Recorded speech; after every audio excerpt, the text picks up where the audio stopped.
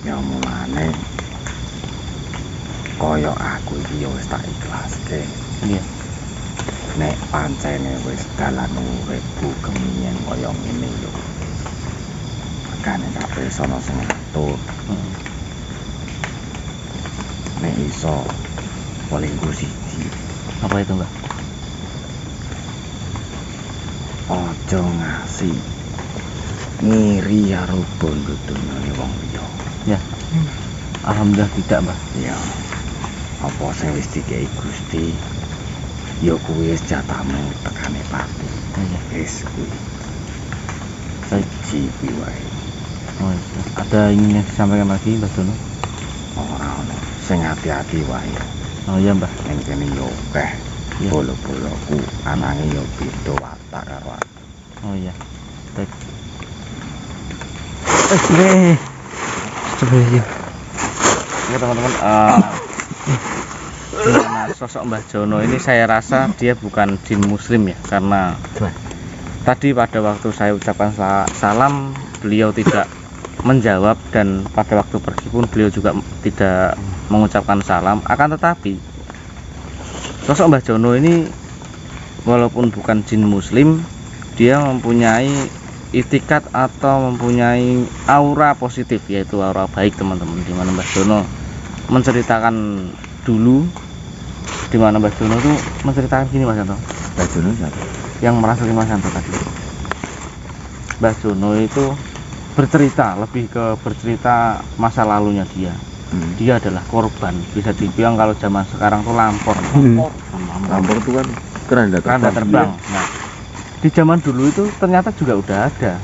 Oh, berarti Tuh. Dan kalau zaman dulu itu Aduh.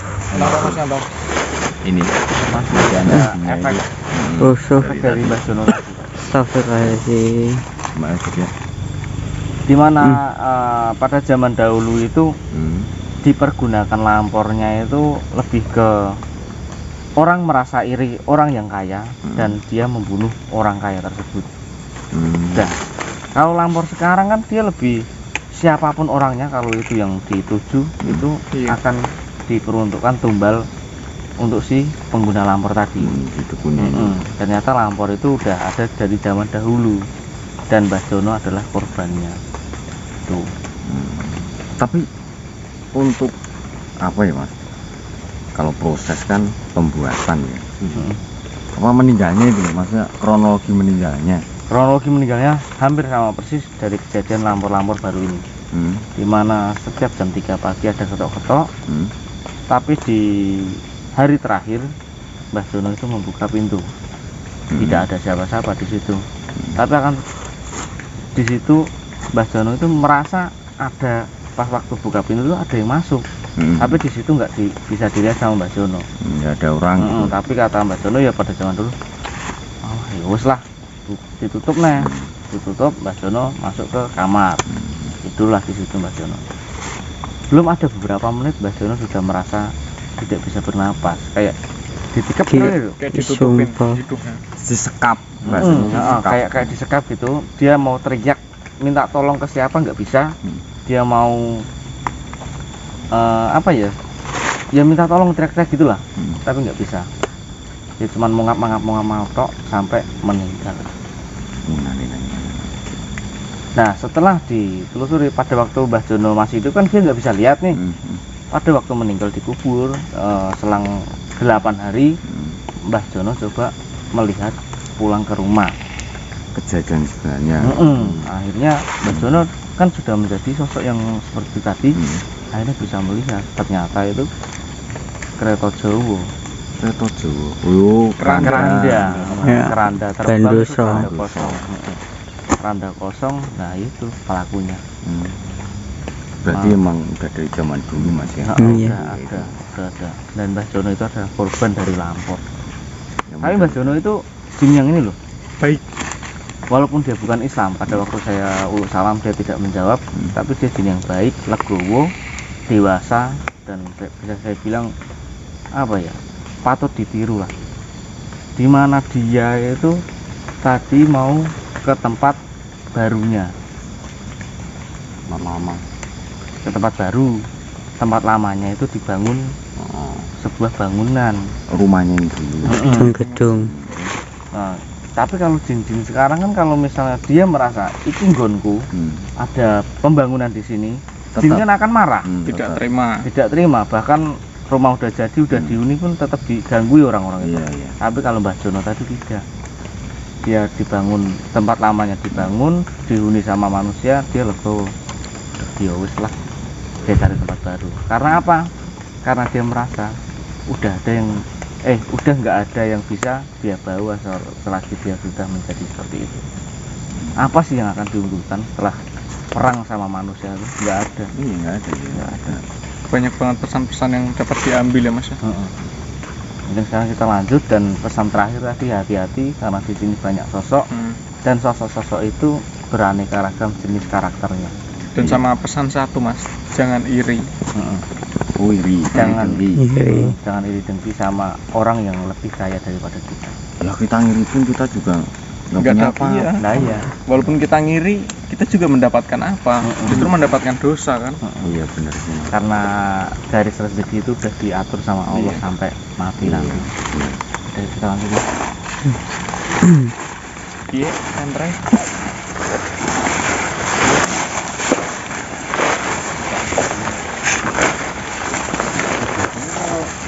Tapi hujan ini banyak burungnya ya. Oh iya. Burung murai. Murah ya. Ada yang komentar loh. Gimana? Ini burung Mas. Oh Mas, ada yang komentar di video saya. Iya. Gimana? Gimana? Jadi gini. Oh Mas, sampai ini punya burung murai ya banyak. Nanti kalau mau beli lagi boleh. Ini bapak saya nernak burung murai gitu katanya. Ya boleh dikirim sini. Saya lupa namanya siapa ya. Dikasihkan. Dikasih ya. Belilah. Apa enggak? Enggak bercanda. Bercanda teman-teman, bercanda. Nanti ada yang baper dibilang Oh, ngemis. baper, ngemis. Wah, becus ngemis. Wah. Ada yang bilang gitu ya. Semoga yang bilang seperti itu panjang umur. Amin. Banyak rezekinya. Amin. Sehatkan. Amin. Dikasih burung murai. Amin. Burung murah ya aja.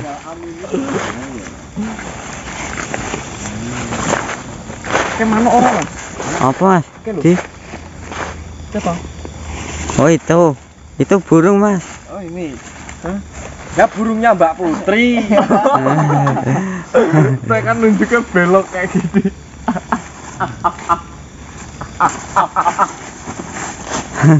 Macam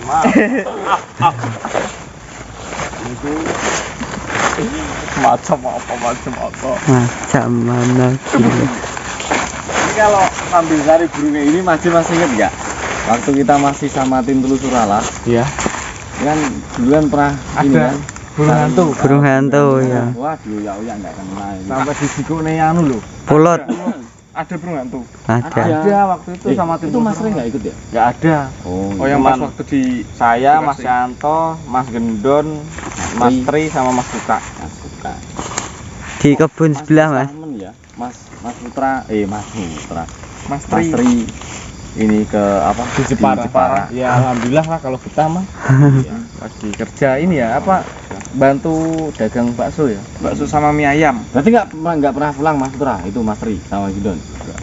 Kerasan. Kerasan, ya. Lupa sama rumah. Nggak Ya, ada buat Mas lemekan. Tri sama Mas Gidon cepet balik nyari apa? Hantu. Jangan lupa bawa bakso. Oh iya. Sama Vina. Tadi katanya apa? Kerasan. Apa tuh? Kerasan. Apa sih? Kerasan. Orang lah. Ini kemana? Yang dua di sini. Astagfirullahaladzim. Ini kisono papi Mas. Assalamualaikum.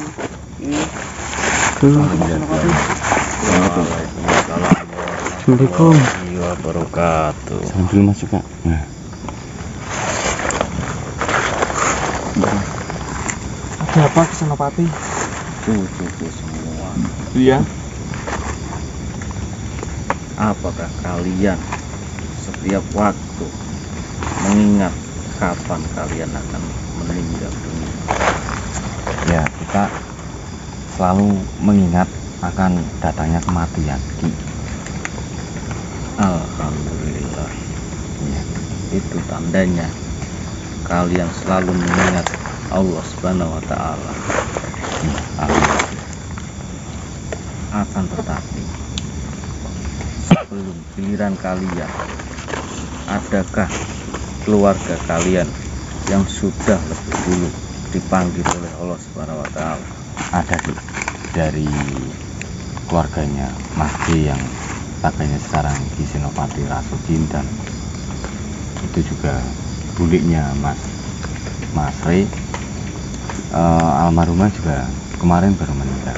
Masa kemarin berapa hari Mas? Udah 7 harian. Udah 7 hari Ki. 7 hari ini beliau meninggal karena sakit yang diderita, yaitu flek paru-paru.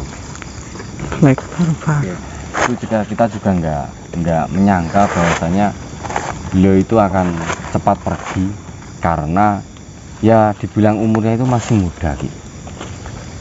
Masih muda, dan kita juga nggak nyangka kalau beliau waktu sakit dibawa ke rumah sakit di ronsen itu ada flek paru-paru, karena beliau itu kesehariannya itu terlihat ini ya sehat ya Mas. Sehat. Sehat. Kayak gitu Ki. Jodoh, rezeki, dan maut itu sudah digariskan oleh Subhanahu wa taala, Iya Ki. di mana kalian tidak akan bisa bersembunyi atau mengelaknya. Kematian tidak memandang umur, sehat ataupun sakit.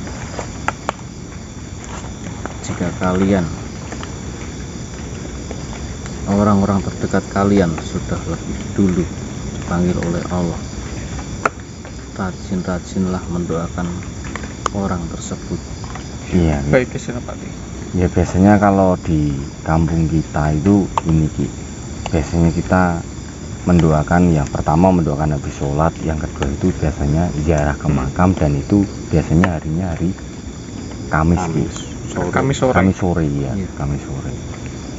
Kamis sore itu adalah malam Jumat, di mana malam Jumat adalah malam yang penuh kesucian, di mana orang-orang dianjurkan untuk melakukan sebuah pengajian. Tapi banyak juga manusia yang salah mengartikan, di mana setiap malam Jumat itu pasti malam sakral Ki. Kayak malam Serem ya. serem gitu loh Ki, maksudnya ditakutin. Salah besar. Justru sebenarnya malam Jumat adalah malam yang suci. Ya, Ki. Janganlah kalian takut dengan malam Jumat. Apakah kalian tahu apa yang dirasakan oleh orang yang lebih dulu meninggal jika kalian mendoakan dan pergi untuk menyekat? Ya, kalau untuk merasakan atau mengetahuinya kita itu tidak tahu Ki. Mungkin kalau dengar-dengar dari ibu saya, dari almarhum mbah saya, itu kalau misalkan ditengokin atau disekar gitu seneng gitu Ki. Iya, merasa adem gitu. Iya, ada yang doain gitu Ki. Iya, benar sekali. Saya akan memposisikan di mana saya adalah orang yang ingin disekat oleh keluarganya. Oh, maksudnya Ki Senopati menjelaskan dan Ki Senopati mengibaratkan Ki Senopati yang disekar gitu. Oh, Iya. baik Ki. Gimana Ki? Keluarga saya ingin pergi menyekar saya. Iya. Di saat di pintu masuk pemakaman, orang-orang yang ada di samping saya sudah menyampaikan pesan kepada saya. Hei Ki Senopati, itu keluargamu, anak istrimu datang untuk mendoakanmu. Seketika saya tersenyum lebar. Betapa bahagianya saya didoakan oleh keluarga saya. Jika doa tersebut sudah dilantunkan dari mulut-mulut keluarga saya,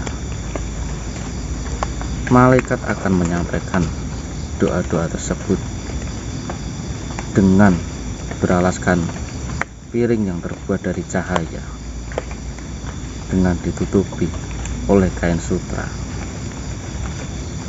Bayangkan betapa indahnya doa tersebut. Seperti itu Ki. Ya, Tidak kalau- hanya saya yang merasa bahagia, bahkan orang-orang yang di samping saya juga ikut merasakan kebahagiaan tersebut. Tapi orang-orang yang di samping saya akan lebih bahagia lagi jika keluarga mereka juga mendoakan mereka. Lalu bagaimana nasib yang misalkan satu keluarga itu udah nggak ada semua Ki? Pasti kan nggak ada yang nyekar dan nggak ada yang doain. Misalkan satu keluarga itu udah nggak ada semua Ki, itu gimana nasib mereka di sana Ki? Iya, itu masa-masa di mana keluarga mendoakan keluarga yang sudah meninggal, sudah terlewati, hingga keluarganya sudah habis pada waktunya. Mereka sudah tidak ada yang mendoakan, dan mereka yang akan mempertanggungjawabkan perbuatan mereka sendiri di saat hidup di dunia. Gitu Ki. Ya. Satu lagi Ki, saya mau tanya. Jadi ini masih bude saya sendiri Ki. Jadi di mana bude saya itu, beliau selalu mendoakan almarhum simbah saya. Tetapi beliau itu jarang nyekar karena menurut beliau itu katanya kita nyekar itu haram gitu. Bukan haram Ki, kayak apa ya, nanti kita jatuhnya musyrik atau gimana. Kita kan soalnya memakai media bunga. Nah, makanya dia tetap berdoa, dia sholat, tapi dia nggak mau kalau misalkan nyekar di kuburan gitu. Itu gimana Ki? Di dunia banyak beraneka ragam kepercayaan, akan tetapi sebenarnya tujuannya adalah satu, Mendoakan tadi ya Ki? mendoakan orang yang sudah meninggal tersebut. Ya, Tidak apa-apa, beliau hanya mendoakan dari rumah dan tidak perlu untuk menyekar. Jika orang berkeyakinan untuk menyekar, itu juga hak orang-orang tersebut ya Ki. menurut keyakinan masing-masing. Berarti seperti kata Senopati tadi, misalkan ada yang mendoakan dari pihak keluarganya dan datang ke makam lalu dia ziarah nyekar gitu, itu malaikat itu kayak apa tadi, piring dari cahaya sama apa tadi, sutra tadi ya? Ditutupin sutra. Sutra itu ya, ibaratnya kayak gitu ya. Iya. Subhanallah. Oh iya Ki, saya juga mau tanya, arti dari orang menaburkan bunga di pemakaman itu apa ya Ki? Atau ada kebahagiaan tambah untuk yang orang yang sudah meninggal atau gimana ya Ki? Kalian bayangkan, jika rumah kalian terlihat indah, bagaimana perasaan kalian? Ya, Senang Ki. Iya. Orang yang sudah meninggal, rumahnya hanyalah satu yang terlihat di dunia ini, yaitu hanyalah kuburan. Untuk memperindah kuburan tersebut, menggunakan bunga yang berbau harum, orang yang sudah meninggal pun merasa bahagia jika kuburannya terlihat indah, bahwa kuburan tersebut adalah rumah terakhir orang yang sudah meninggal. Seperti itu Ki. Jadi Terima kasih itu banyak Ki. pembelajaran buat kita semua Iya. ya Mas ya, agar selama kita masih hidup kita sempatkan waktu, luangkan waktu untuk mendoakan yang sudah mendahului Iya. kita, dan kita datang ziarah ke makam untuk mendoakan almarhumah yang sudah mendahului kita. Ki, satu lagi Ki, jadi pertanyaan saya Ki, kan ada Ki manusia, saya tidak menyebutkan siapa itu, yang datang ke kuburan hanya untuk meminta kadang nomor token kayak gitu loh Mas. Buat itu gimana perasaan yang ada di sana, di alam sana, yang misalkan kuburan itu dibuat kayak minta nomor kayak gitu Ki? Gimana Ki? Sebenarnya yang menanggapi orang-orang tersebut bukanlah orang-orang yang berada di dalam kuburan tersebut, akan tetapi jin-jin yang sudah dilaknat oleh Allah, yang diusir dari surganya Allah dan diturunkan ke dunia ini untuk menyesatkan manusia yang berada di bumi ini. Dan dengan perjanjian di hari kiamat nanti mereka akan masuk neraka. Gitu. Soalnya gini Ki, banyak makam yang misalkan orang itu dulunya atau riwayat hidupnya itu kan kayak pahlawan atau sakti atau gimana, kan pasti kan ini Mas dibikinin rumah sendiri, Iya. khususin lah kasarannya, Memperindah sendiri. nah tapi kan tujuan manusia kan kita nggak ada yang tahu. Iya. Ada yang bener-bener cuma ziarah mendoakan, ada yang minta sesuatu. Nah yang saya maksud tadi itu Ki. Oh Iya. berarti itu cuma jinnya aja Ki. Iya, jin yang ada di dunia ini yang menanggapi orang-orang seperti itu. Oh ya, baik Senopati. Terima kasih banyak atas ilmunya yang bermanfaat buat kami semua di sini. Ya kita insya Allah kita sempatkan waktu, luangkan waktu untuk mendoakan keluarga-keluarga kita yang sudah mendahului kita. Bahkan teman kerabat terdekat kita pun insya Allah kami doakan untuk ketenangan di alam sana. Satu pesan Ki Senopati, Apa itu? selalu ingatlah kematian kalian masing-masing. Iya Ki. Baik, Senopati. Kematian tidak untuk ditakuti, akan tetapi kematian memperingat kita selalu lakukanlah kebaikan dan membekali sebelum kematian. Baik, Senopati. Wassalamualaikum warahmatullahi wabarakatuh. Waalaikumsalam warahmatullahi wabarakatuh.